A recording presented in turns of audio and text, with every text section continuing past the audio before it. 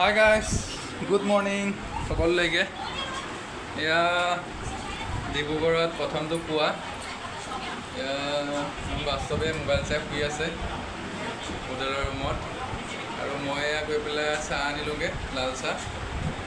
আৰু ইয়াতে চাহটো অলপ হেৰি আৰু মানে ইয়াতে লাল চাহটো 10 টকা বুলি কয়, মানে গাখীৰ চাহটো 10 টকা। এতিয়া আমাৰ মাজুলীত যিমান লাল চাহটো 5 টকাটো পায় কিছুমান জেগাত, চব জেগাতে নহয় বাৰু। এটা যেনিবা আপুনি লাল চাহ খালেও 10 টকা হ'ব, আৰু গাখীৰ চাহ খালেও 10 টকা হ'ব। আৰু চাহটো আনি ল'লোঁ, চাহটো খাই লওঁ। এতিয়া বাস্তৱৰ কাৰণে গজা এটাকে লৈ আহিছোঁ বাৰু, গজা এটা খাব।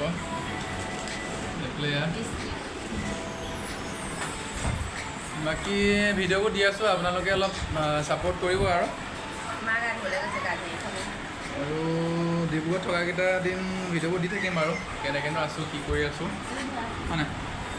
বাকী সকলোকে সুপ্ৰভাত জনালোঁ। Bye bye.